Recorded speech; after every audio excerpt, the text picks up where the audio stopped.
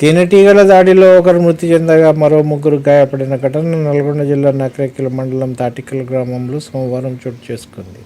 గ్రామస్తుల కథనం ప్రకారం తాటికల్ పంచాయతీ పరిధిలోని ఆర్లగడ్డగూడెం గ్రామానికి చెందిన ప్రభాకర్ కంప చెట్లను నరికి కర్రలు విక్రయించే పనులు చేస్తుంటాడు. సోమవారం 5 కూలీలను వెంట తీసుకొని తాటికల్ నకరేకల్ మధ్య ఉన్న ఓ వ్యవసాయ బావి వద్ద కంప చెట్ల కర్రలను ట్రాక్టర్లు లోడ్ చేస్తున్నాడు. అదే సమయంలో వారిపైకి తేనెటీగలు దూసుకొచ్చి దాడి చేశాయి. మంటను అడ్డు పెట్టుకొని వాటి బారి నుంచి కాపాడుకునే ప్రయత్నం చేసినా ఫలితం లేకుండా పోయింది. ట్రాక్టర్పై కర్రలు పేరుస్తున్న ప్రభాకర్ను అక్కడే పనిచేస్తున్న రామలింగాచారి, యాదిరెడ్డి, మారయ్యలపై తేనెటీగలు దాడి చేసి గాయపరిచాయి. మరో 2 కూలీలు పరిగెత్తి తప్పించుకున్నారు. గాయపడిన వారిని నకరేకల్ ప్రభుత్వ ఆసుపత్రికి తరలించగా ప్రభాకర్ మృతి చెందాడు.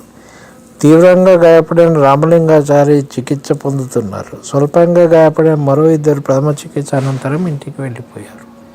తేనెటీగలతోటి పోయినప్పుడు జాగ్రత్తగా ఉండండి, మొత్తం కప్పుకోవాలి. ఏమవుతుంది లేనిపోతే ఇట్లయితుంది కథ.